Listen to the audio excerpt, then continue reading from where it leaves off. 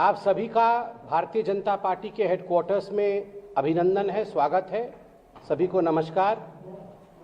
आप देख ही रहे हैं कि मीडिया में किस प्रकार से सदन को लेकर, सदन के अंदर की गतिविधियों को लेकर घमासान मचा हुआ है।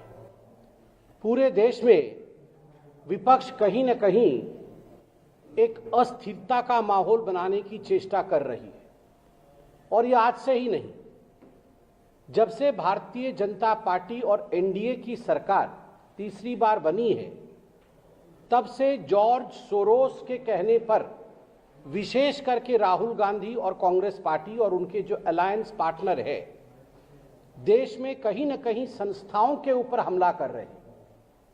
चाहे वो संस्थान सुप्रीम कोर्ट का हो, चाहे वो संस्थान इलेक्शन कमीशन का हो, या चाहे वो संस्थान स्पीकर का हो, सभी संस्थानों के ऊपर हमले करने का प्रयास, और सबसे दुखद है प्रधानमंत्री के संस्थान के ऊपर भी। मैं नहीं कहूंगा कि माननीय नरेंद्र मोदी जी के संस्थान के ऊपर, प्रधानमंत्री यह एक पद है जिसे देश चुनती है, प्रधानमंत्री जी के संस्थान के ऊपर भी हमला करने की कोशिश और प्रयास कांग्रेस पार्टी और उसके अलायंस पार्टीज करते रहे हैं। आज ऐसे ही अनेकों विषयों पे एक संक्षेप टिप्पणी मैं यहां रखूंगा।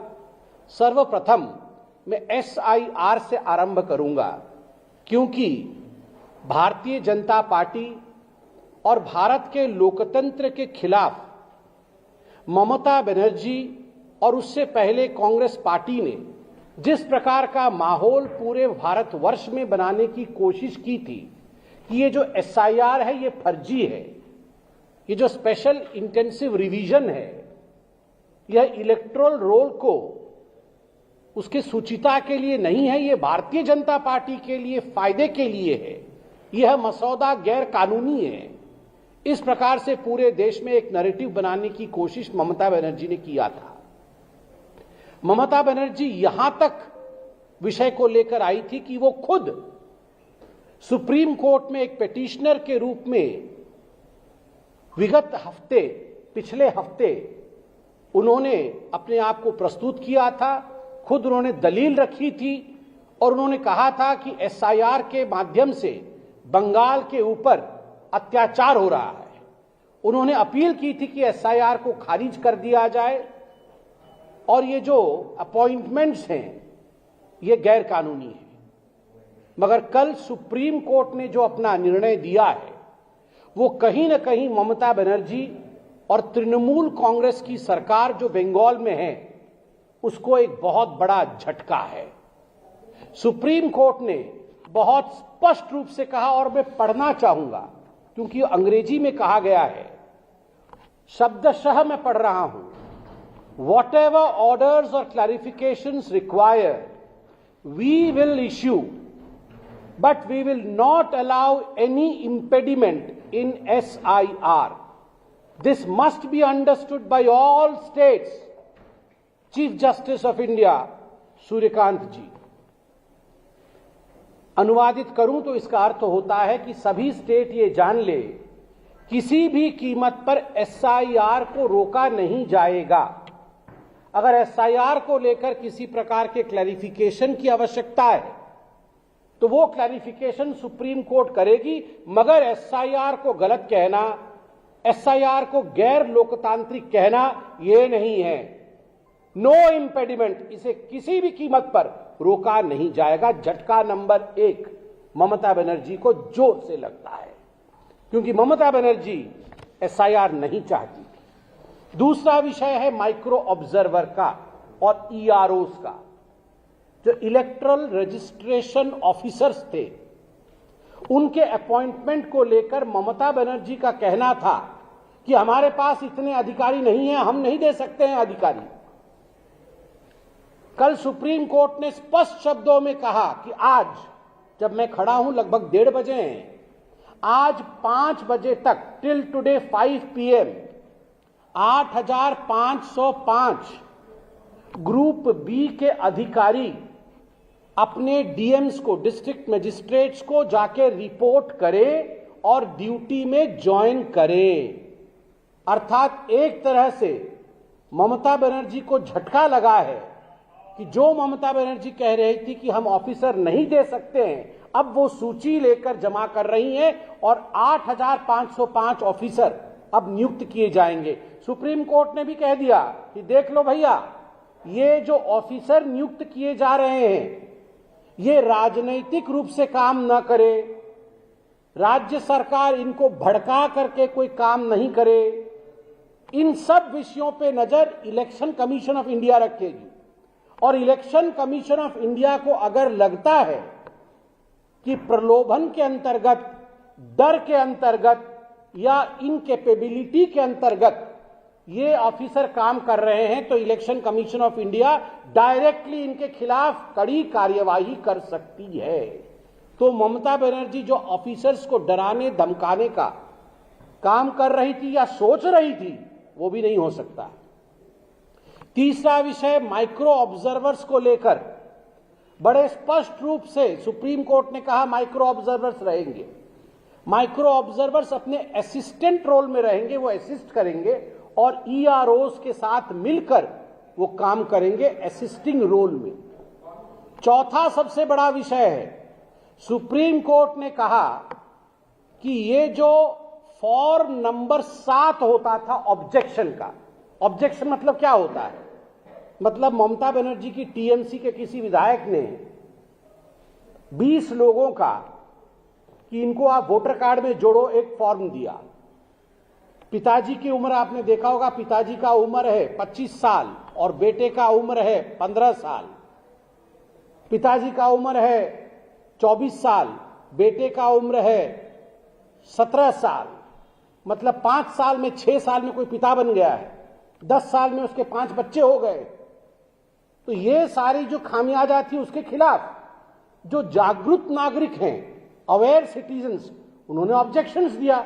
ये कैसे हो सकता है, पिता का उम्र 25 साल, बेटे का उम्र 15 साल, 16 साल, ये संभव नहीं है, तो इसको इलेक्टरल रोल से हटाया जाए। ये फॉर्म 7 में दिया जाता है।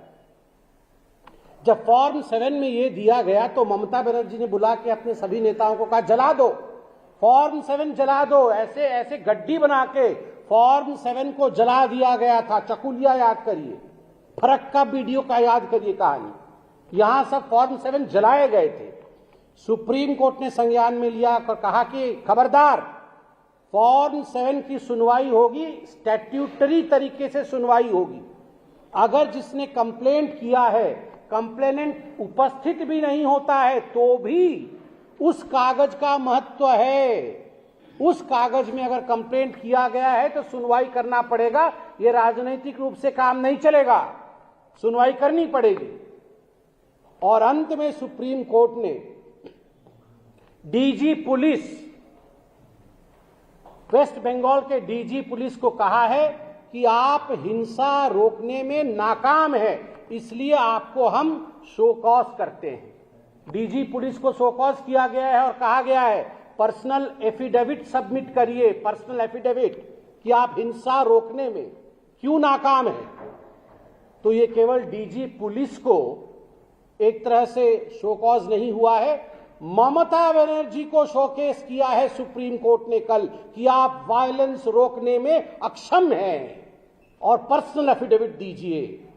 डीजी पुलिस तो ममता बनर्जी के नीचे काम करते हैं, तो डीजी पुलिस को शोकेस होने का अर्थ होता है कि शोकॉज हुआ डीजी पुलिस, चेतावनी दी गई डीजी पुलिस को। इसका अर्थ है सुप्रीम कोर्ट ने चेतावनी दिया है ममता बनर्जी को कि आप फॉर्म 7 जला नहीं सकते हैं, आप इलेक्शन में जो ऑफिसर्स इन्वॉल्व है उनको धमका नहीं सकते हैं, उनको मार नहीं सकते हैं। उनका जीवन महत्वपूर्ण है, उनके जीवन की रक्षा करना आपका दायित्व है।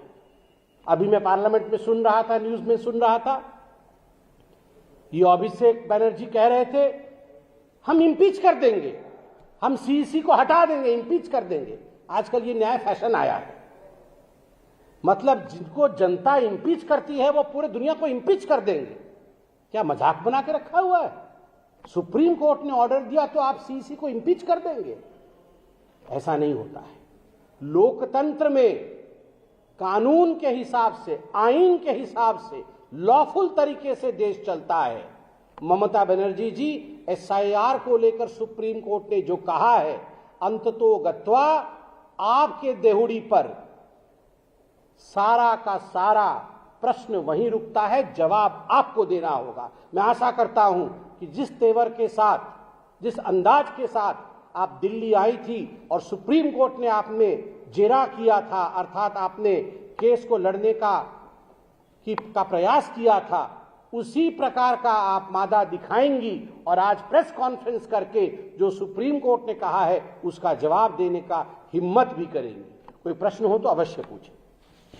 संसद की ओर वापस लौटते हैं और वहाँ काम नहीं चलने दिया जा रहा है, लेकिन 2007-8 में हमने एक सीन देखा था जिसमें राहुल गांधी बैठकर चाइनीज प्रेसिडेंट पार्टी के चीफ के साथ सोनिया गांधी और मनमोहन सिंह और आनंद शर्मा की प्रेजेंस में एक एमओयू साइन कर रहे थे। उस एमओयू के बारे में कुछ बता पाएंगे? देखिए, मैं तो इतना कहना चाहता हूं कि राहुल गांधी जी का व्यवहार और कांग्रेस पार्टी का व्यवहार इस सदन में जिस प्रकार का रहा है, ये हिंदुस्तान की जनता टीवी के माध्यम से देख रही है। मुझे खुद एक सांसद के रूप में न केवल दुख लगता है, मगर मैं शर्मसार महसूस करता हूं कि सदन में ये सब हो रहा है। सदन में जो पार्लियामेंट के अंदर जो माननीय प्रधानमंत्री की कुर्सी होती है, उस कुर्सी पर आज नरेंद्र मोदी बैठे हुए हैं, उससे पहले मनमोहन सिंह जी बैठे थे, उससे पहले वाजपेयी जी बैठे थे, उससे पहले अनेकों नेता, अनेकों दल के नेता बैठे थे। वो कुर्सी किसी पार्टी की नहीं थी, वो कुर्सी भारत के लोकतंत्र के सबसे बड़े मंदिर सदन की गरिमा की कुर्सी है। अभी हमने भारतीय जनता पार्टी द्वारा रिलीज किया हुआ वीडियो और मीडिया में चल रहे उन तमाम वीडियो को देखा है, जिन वीडियो में कांग्रेस पार्टी की कुछ सदस्यां किस प्रकार से बैनर लेके प्रधानमंत्री जी के कुर्सी की चारों तरफ घेराबंदी कर रही है, घेराबंदी कर रही है। और मैं देख रहा हूं, चाहे अश्विनी वैष्णव जी हो, चाहे गिरिराज जी हो, चाहे किरण रिजिजू जी हो, अर्जुन जी मेघवाल हो, सभी बड़े नेता हाथ जोड़कर विनय कर रहे हैं, निवेदन कर रहे हैं हमारी बहनों से कि ये उचित नहीं होगा। This seat, this place is not just for the Prime Minister. This means India's Prime Minister. This is a coveted post. आप इसकी गरिमा को समझिए। हम भी सत्ता से बाहर बहुत वर्ष रहे हैं। अधिकांश समय भारतीय जनता पार्टी ट्रेजरी मंच में नहीं बैठी है, ऑपोजिशन में बैठी है। आप याद करिए, कभी राजमाता सिंधिया, कभी सुषमा स्वराज जी, इतनी बड़े सदस्य, ये कभी जाके इन्होंने प्रधानमंत्री जी की कुर्सी को घेरने की कोशिश की हो? कभी इस प्रकार का व्यवहार दिखाया हो? राहुल गांधी जी के इशारे पर प्रधानमंत्री की कुर्सी के चारों तरफ घेराबंदी करने की कोशिश करना, प्रधानमंत्री जी के अहित करने की चेष्टा करना कि अगर वो हाउस में आते हैं तो हम कुछ ना कुछ ऐसा करेंगे जिससे उनका अहित होगा, ये कैसी सोच है? ये कैसा सोच है? आप खुद सोच के देखिए। मुझे लगता है पूरे हिंदुस्तान को सोचना होगा। And the time has come when India should impeach Rahul Gandhi and the Congress party from politics. Congress party has submitted no consent motion against Om Birla ji. Also, Congress is saying that Om Birla ji is acting like under BJP pressure. देखिए, Congress party के राहुल गांधी जी ने और Congress party के नेताओं ने, मैंने अभी TV पर देखा, प्रेस कॉन्फ्रेंस के लिए मैं आया था, तो उन्होंने माननीय स्पीकर के लिए अविश्वास का प्रस्ताव दिया है। इस पर पार्लियामेंट ही जवाब देगी। I am not authorized to speak on that. ये इशू, उसका मैंडेट कहीं और है, स्पीकर का ऑफिस इस पर कह सकता है। मगर मैं एक बात कहना चाहूंगा कांग्रेस पार्टी को और खास करके राहुल गांधी को, आप इतने एंटाइटल्ड हैं, आप इतने एंटाइटल्ड महसूस करते हैं अपने आप को कि आप कोई नियम नहीं मानेंगे, आप सदन का कोई भी कानून नहीं मानेंगे और उसके ऊपर आप कहेंगे कि हम किसी पर विश्वास नहीं करते, अविश्वास लेकर आएंगे। और ये केवल सदन के अंदर नहीं हुआ, यही कांग्रेस पार्टी कुछ दिन पहले तमिलनाडु में एक जस्टिस के खिलाफ उन्होंने न्यायोचित न्याय दिया, न्यायोचित वर्डिक्ट दी दीपम केस को लेकर, उनके खिलाफ भी, उस जस्टिस के खिलाफ भी इंपीचमेंट ला रही थी। सुप्रीम कोर्ट ने कल उसको अपहोल्ड किया है। जो जस्टिस साहब ने किया था ठीक किया है। आप उस जस्टिस के खिलाफ भी इंपीचमेंट ला रहे थे। आप चीफ जस्टिस ऑफ इंडिया के खिलाफ भी कुछ वर्षों पहले, याद करिए, इंपीचमेंट ला रहे थे। अभी एक नेता कह रहे हैं कि हम सीईसी चीफ इलेक्शन कमिश्नर के खिलाफ ही इंपीचमेंट लाएंगे। अब स्पीकर महाशय के लिए भी ऐसे शब्दों का प्रयोग किया जा रहा है। Those who have been impeached of their consciousness are the ones who want to impeach all the constitutional posts of India. मगर याद रखिए, आज जो कॉन्स्टिट्यूशनल पोस्ट पे बैठे हुए हैं, ये मोहताज नहीं है कांग्रेस पार्टी के या राहुल गांधी के। जनता ही जनार्दन है, जनता जगन्नाथ है, जनता ही आशीर्वाद करती है, तभी जाकर प्रधानमंत्री बनते हैं, तभी जाकर सांसद बनते हैं। जनता के दरबार में आज लोग ये जानते हैं कांग्रेस पार्टी का षड्यंत्र क्या है। और मैं आपको बताता हूं, आप आने वाले चुनावों में देखिएगा कांग्रेस का हश्र क्या होगा। विगत कितने चुनावों में कांग्रेस का हश्र क्या हुआ। ये एसआईआर जाके रो रहे थे राहुल गांधी बिहार में। क्या हुआ बिहार में राहुल गांधी का? महाराष्ट्र में बीएमसी के चुनाव में क्या हुआ राहुल गांधी जी के पार्टी का? हरियाणा में क्या हुआ राहुल गांधी जी के पार्टी का? एक मैच्योर बिहेवियर के साथ आगे बढ़ना चाहिए। Immaturity does not take you anywhere mister Rahul Gandhi.